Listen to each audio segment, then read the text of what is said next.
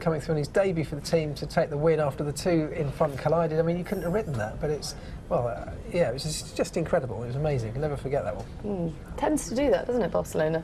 I always think that there's a new energy about the season when you come into Europe as well. We always used to say that it was the real beginning of the season, you know, and you had your new bits, hopefully, and things had settled down. You knew where you were, you knew how the opposition looked. And of course, Barcelona, most drivers know it like the back of their hands. All the engineers do.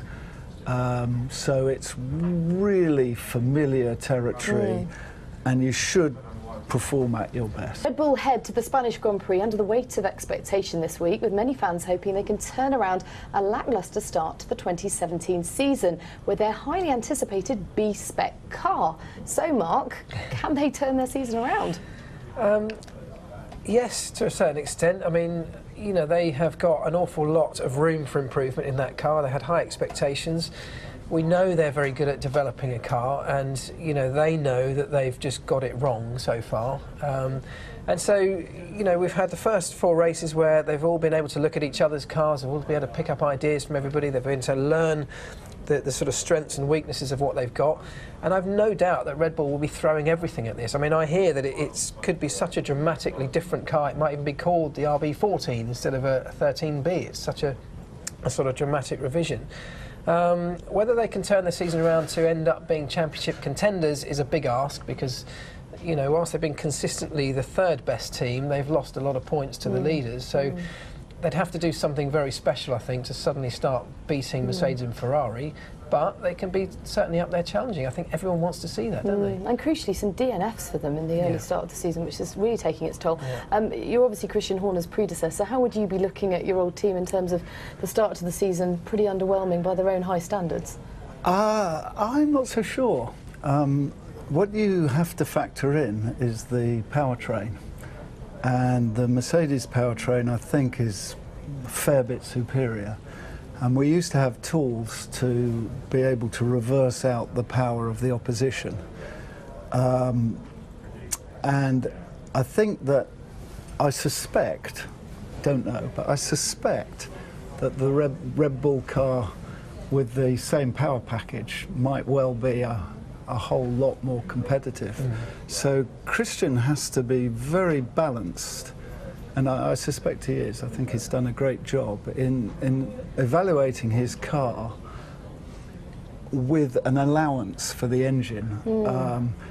And his engineers should have some compelling evidence which gives the team an accurate idea of how good the chassis is compared to the engine. Of course they're interlinked, and, you know, everything affects everything else. But I remember years ago with the Honda car, which was quite weak, and then it got taken over by Brawn.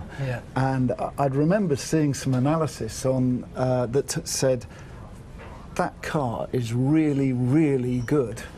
It's just let down by the powertrain. And sure enough, they stuck a Mercedes in, and the Brawn car went choom. So you've got to be balanced. Well, it's funny, isn't it, because of recent seasons, the public criticism of Renault, that's certainly calmed down a lot. And if anything, they've been very positive about this Tag Heuer Renault engine.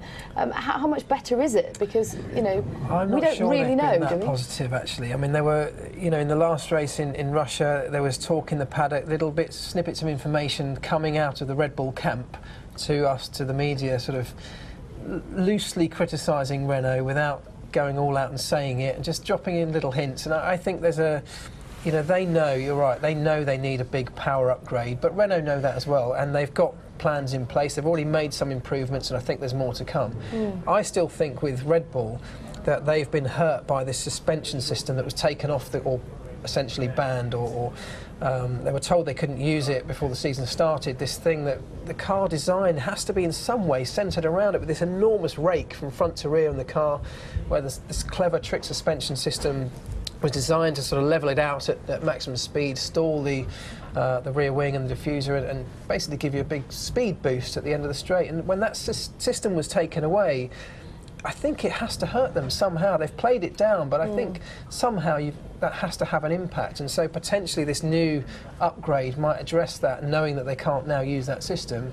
And perhaps the chassis itself, despite the engine, which we know will get some improvements in the coming races, I think the chassis might see an improvement as well from this. Tony, explain to me why there is such a different car coming to Barcelona. Why does it come to Barcelona, and why is it so different to the previous few races? Why not bring it in at the start of the season? Because you know, development is continuous, and you don't always come up with your best ideas, your best little breakthroughs in the wind tunnel, or with your analysis at the right time. And when you do have something you know, that's really worth running with, then the days of just slapping it on the car are over. It's too technical. You've got to get compelling evidence that it's worthwhile. You've got to test it. You've got to make sure it's reliable, which is not that easy, and then put it on the car so it races to the standard that we expect today, which is pretty good compared to the past. So Barcelona just comes along at the right time, and they know the track so well anyway? It's also, don't forget, the first time the cars go back to the factory since the start of the season. They've been going race to race. So it's a logistical thing? That's a big part of it, isn't it? It's the first time the cars go back, and they get them in the factory. Some pits might need sort of grafting on. It's not just a case of taking a bit off a shelf and bolting it on. Sometimes it's much more integrated than that. So it's the first real opportunity they've had. Strip the cars down, get them painted, and get the upgrades on.